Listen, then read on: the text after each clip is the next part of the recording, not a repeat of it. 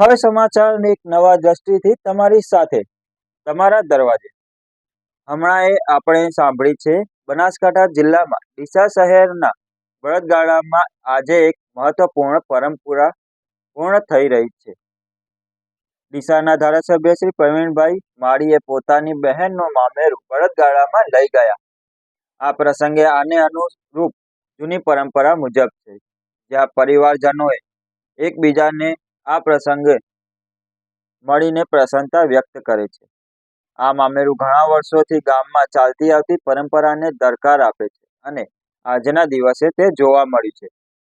આ પ્રસંગને ધ્યાને લેતા વિસ્તારના લોકો મોટી સંખ્યામાં એકઠા થયા છે અને પરંપરાના અંતર્ગત ઉજવણી કરી રહ્યા છે. આ રીતે પરંપરાઓ સાથે સંસ્કૃતિ જળવાઈ રહે છે.